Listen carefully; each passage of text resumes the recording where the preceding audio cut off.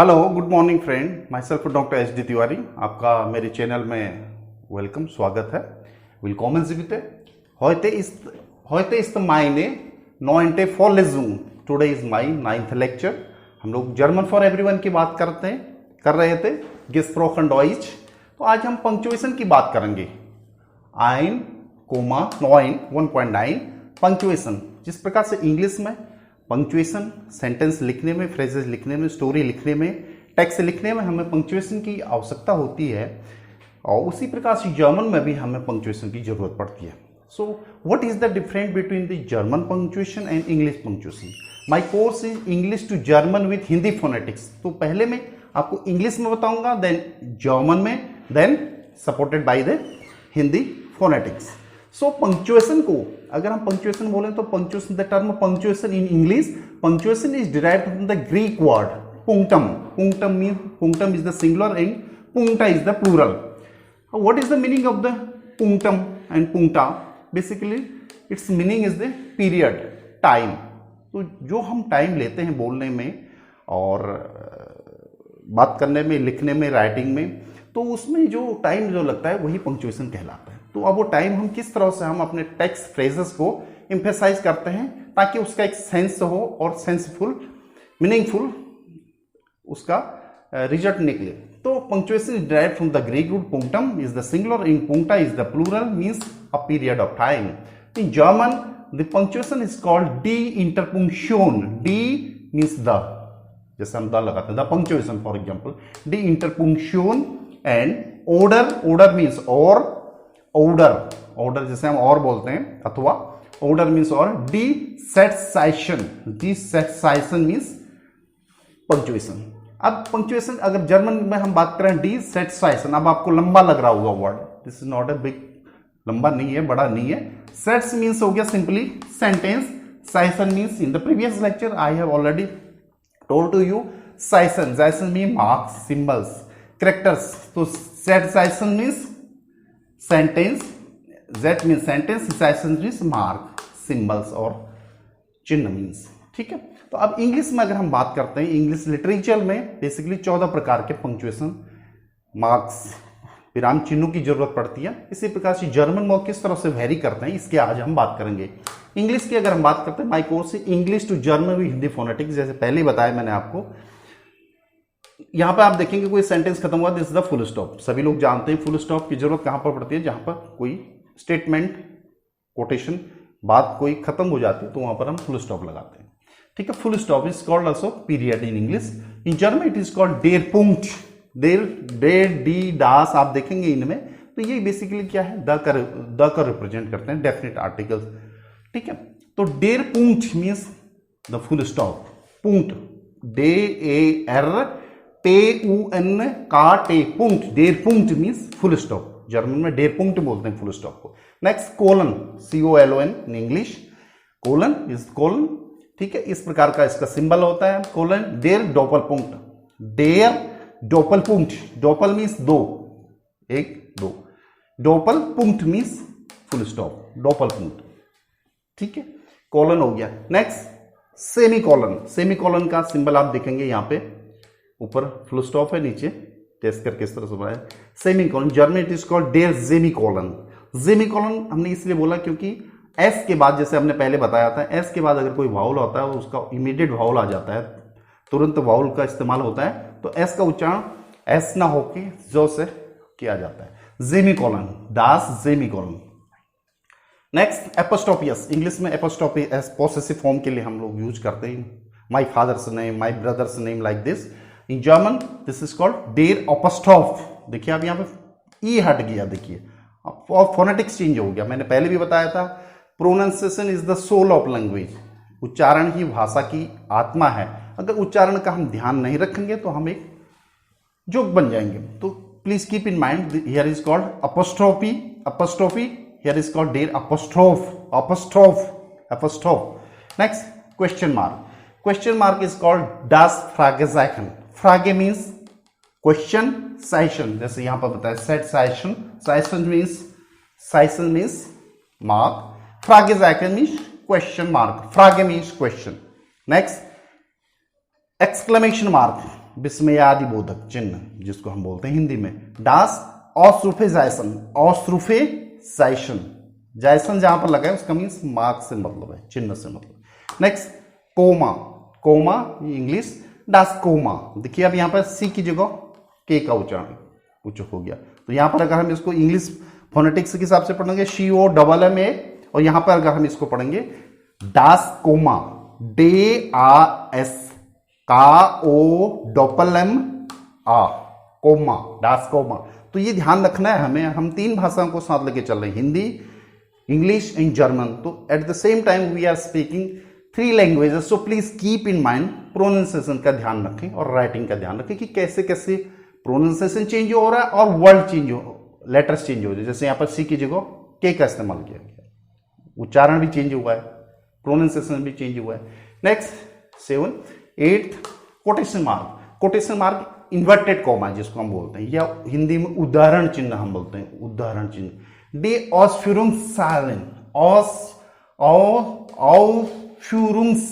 D ऑफ्यूरुंगसालन, देखिए किस तरह से लिखा है, D is just like the, जैसे यहाँ पर डे डेर यहाँ पर डास लगा है, उसी प्रकार से डी का मतलब द से है। और स्पेलिंग किस प्रकार से, आ ओ एफ ऊ मितुमलाउत हा एर ऊ एन गे गे एस सेट ए ई से हा ए एन, ऑफ्यूरुंगसाइसन। नेक्स्ट डैश, डैश और hyphen.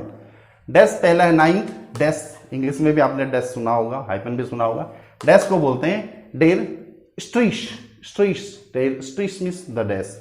Next hyphen, for example जैसे हम टेक्स्ट में यूज करते हैं हाइफन, यहां पर भी हाइफन यूज होता है। हाइफन डेर बिंडेस स्ट्रीश, बिंडेश बे डेर डे ए एर, बिंडेस बे ई एन डे ए एस, बिंडेस स्ट्रीश एस टे एर ई से हा, बिंडेस स्ट्रीश मीन्स हाइफन।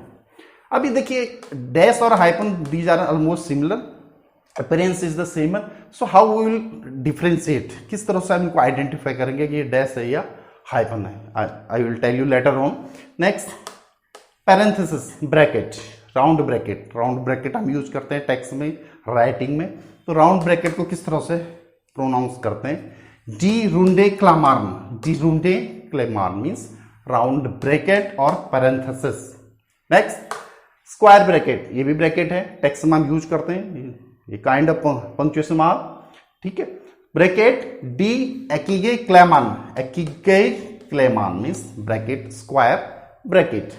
नेक्स्ट ये है slash, what is this, virgule, virgule is the English, यहां पर व से उच्चारण करेंगे हम, नो के फ से, because this is the English letter, विर्ग्यूल।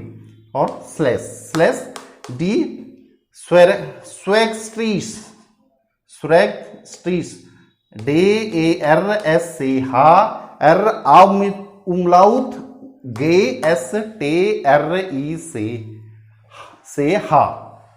Next 13, 14 ellipsis, ellipsis कुछ आप टेक्स्ट में देखेंगे कभी कभी इस तरह से डॉटेड होते हैं, तो इसको हम किस तरह से आइडेंटिफाई करेंगे, कैसे बोलेंगे जर्मन में, इसको बोलते हैं ellipsis point. Ellipsis points basically इसको डी फोर्ट फ्यूरुंगspunkte, फ्यूरुंगspunkte, डी फोर्ट फ्यूरुंगspunkte, डी फोर्ट फ्यूरुंगspunkte, पुंक्टे, इट इंडिकेट्स, ये क्या इंडिकेट करता है, indicate the omitted word. Omitted word text से हम अगर कोई चीज हटाते हैं, फॉर एग्जाम्पल इस तरह से हमने कोई टेक्स्ट लिखा,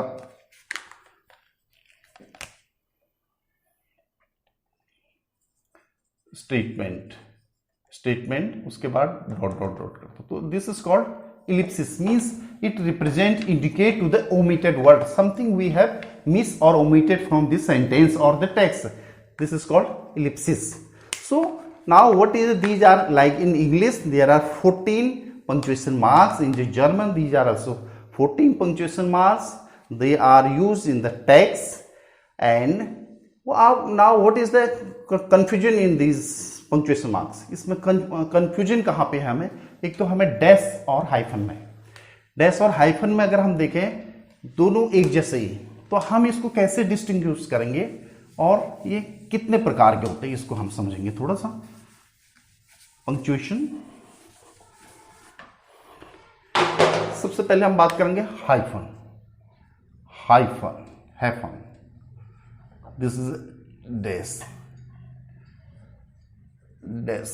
अब आप देखेंगे हाइफन और डैश में, hyphen is the smallest one, सबसे छोटा है, और डैश बड़ा है।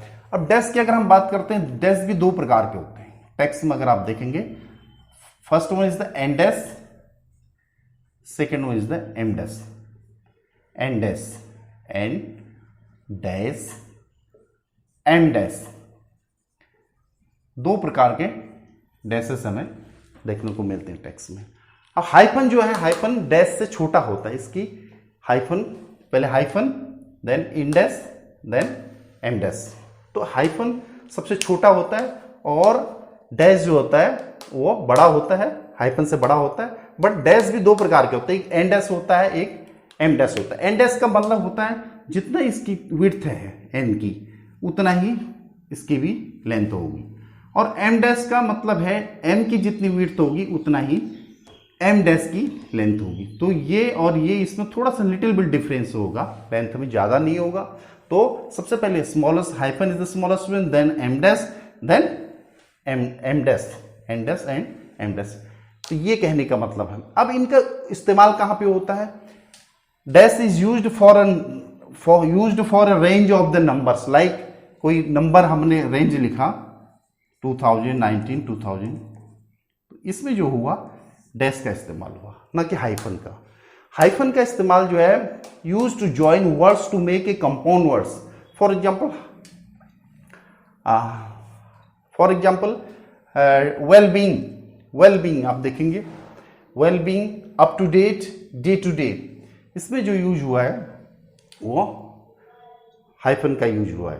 तो इस तरह से देखेंगे ये कंपाउंड वर्ड बन जाता है वेल बीइंग, जिससे एक नया अर्थ निकलता है, डे टू डे। तो इस तरह से आप देखेंगे there are 14 punctuation marks in English, in German, how they are the difference, and later on we will use these punctuation mark in our text in the spoken and writing German skills. So this is about the punctuation, brief idea about the punctuation marks. In the next lecture I will tell you about the etiquettes. etiquettes शिष्टाचार की बात हम कैसे करते हैं, courtesies क्या है, politeness क्या है, social expression किस प्रकार से हम करते हैं। बेसिकली हमें आज बोलना था, we have committed to you. Today I will lecture on the etiquettes, but this is one of the most significant lecture. Later on I will discuss about the etiquettes, social expression, politeness and courtesies. So thank you to all of you. और जिन लोगों ने हमारा channel पहले subscribe किया, धन्यवाद कहना चाहूँगा। जिन लोगों को इसमें इंटरेस्ट आ रहा है और आगे जर्मन एक पर्सनल हॉबी और एक पर्सनलिटी डेवलपमेंट के रूप में एडिशनल लैंग्वेज सीखना चाहते हैं, तो इसको सब्सक्राइब कर लें और हमारे आने वाले वीडियोज आप तक पहुंचते रहेंगे। और आपका कोई सुझाव हो, कोई कमेंटमेंट हो, कोई चैलेंजेस हो, कोई सजेशंस हो बेटरमेंट के लिए, सो आप मुझे कमिट दे सकते हैं। और my contact number you can note down 9756170382। इस पर भी आप कॉल करके कभी भी कुछ भी पूछ सकते हैं। और जो लोग और इंटरेस्टेड हो थ्योरेटिकल एस्पेक्ट में, वो मेरी बुक्स को भी कंसल्ट कर सकते हैं, German for everyone, spoken German part 1 and second is German grammar. So best of luck, thank you to all of you, bye bye.